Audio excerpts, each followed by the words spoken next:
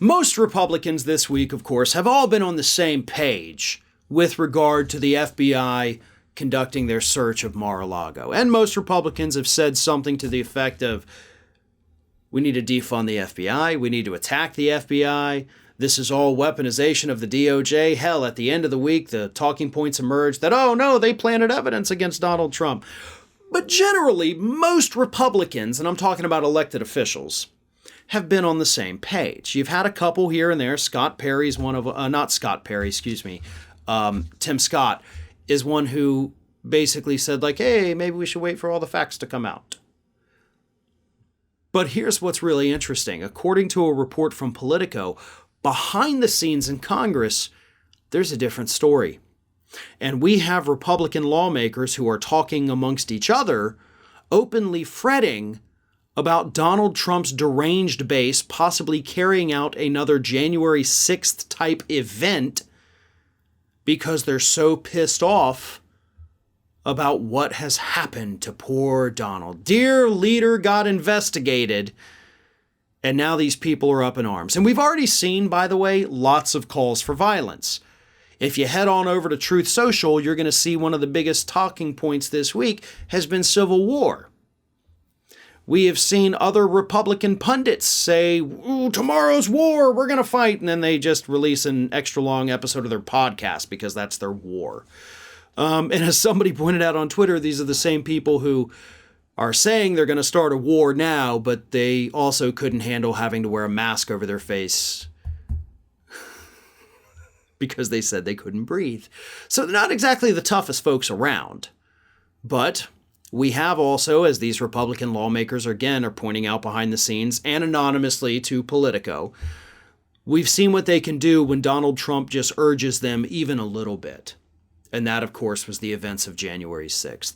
Here is what one Republican lawmaker had to say. One senior House Republican is how they were identified. The base has lost its mind. If Trump decides to call them to arms, then I think he could get another January 6th. And what's terrifying is that this senior House Republican is right. If Trump put a post on Truth Social right now saying, get your gun and go to D.C., you would have probably thousands, maybe hundreds of thousands, show up armed in Washington, D.C. the next day. Some of them probably within hours. That's all he has to do. And that, of course, is why they're dwelling on this.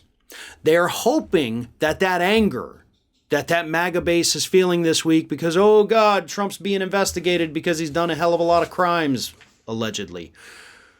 Again, you got to say allegedly or else you're running the, possible defamation lawsuit.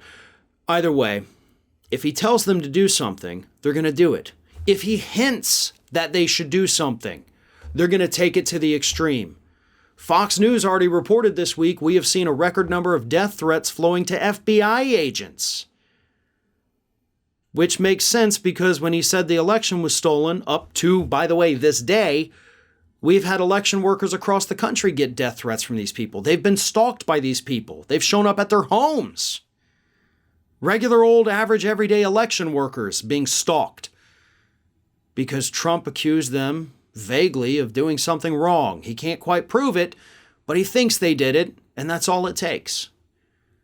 So we could be looking at a very dangerous situation as we move forward to this and as Trump continues to milk it.